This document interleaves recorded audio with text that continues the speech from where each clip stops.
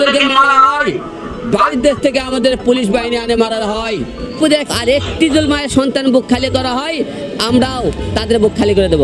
সাকিব আল হাসান ও মাশরাফি বিন মর্তুজাকে জোতার মালা, hero আলমকে জানাই হাজার হাজার সালাম। প্রিয় দর্শক, সত্যিই আমরা অভাগা জাতি। আমরা আমাদের আইডলকে চিনতে ভুল করেছি। চলমান কোটা আন্দোলনে প্রায় সকল ক্রিকেটাররাই আকার ইঙ্গিতে যেভাবেই হোক শিক্ষার্থীদের পাশে দাঁড়িয়েছেন, কিন্তু সাকিব ও মাশরাফি এত কিছু ঘটে যাওয়ার পরও যেন চোখে দেখেও তাদের এতটুকু সামর্থ্য নেই যে শিক্ষার্থীদের পক্ষে কিছু বলা।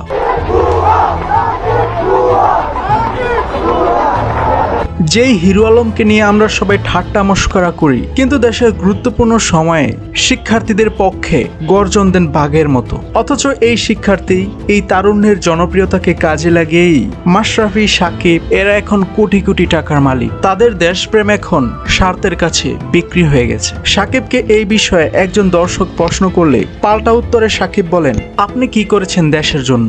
আমার প্রশ্ন, সাকিব কি করেছে দেশের জন্য? শিক্ষার্থীদের পক্ষে একটা পোস্ট দিতে গেলেও তাদের হাত পা কাঁপে। তাই সাকিবকে বয়কট এখন সময়ের দাবি। এরা আমাদের হিরো না, হিরো আলমই এখন আমাদের কাছে আসল হিরো। আরেকটি মায়ের সন্তান বুক খালি করা হয়, আমরাও তাদের বুক খালি করে দেব।